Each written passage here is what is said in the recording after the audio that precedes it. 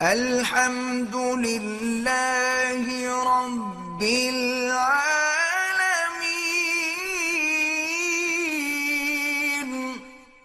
اگر کسی نے خواب میں کسی عورت سے جماع کیا، منی نہیں نکلی تو غسل ضروری نہیں ہے، چاہے مزی ہو تو استنجا کافی ہے۔ غسل تب ہوتا ہے جب منی خارج ہو۔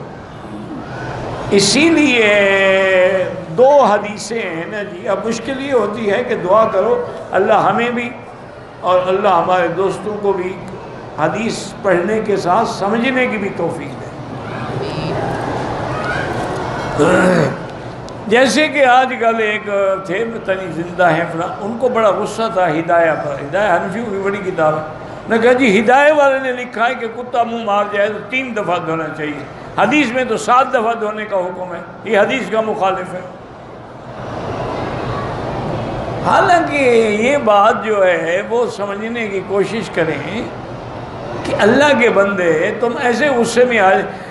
حدیثیں 3 ہیں، ایک میں ہے کہ 7 دفعہ دھوئیں، ایک میں ہے کہ 7 دفعہ دھوئیں اور 8ویں دفعہ مٹی سے مانجیں، اور ایک حدیث میں ہے کہ 3 دفعہ دھوئیں۔ یہ تو تینوں حدیثیں ہیں حضور کی۔ اگر ہدایہ والے نے 3 والی حدیث لی ہے تو کوئی بات نہیں ہے، کیونکہ ان کی تحقیق یہ ہے کہ پہلی 2 حدیثیں جو ہے منسوخ ہو چکی ہیں، تو آخری حکم جو ہے وہی 3 والا۔ اسی طرح یہ بھی 2 حدیثیں ہیں جن میں بڑا اختلاف ہو جاتا ہے۔ ایک حدیث میں ہے کہ الماء من الماء، غسل تب ہوگا جب پانی نکلے گا۔ اچھا، ایک حدیث میں ہے کہ اذا التقى الختان بالختان فقد وجب الغسل، جب آدمی کا حشفہ جو ہے عورت کے وجود میں گم ہو جائے تو غسل ہو جاتا ہے، چاہے پانی نہ بھی نکلے۔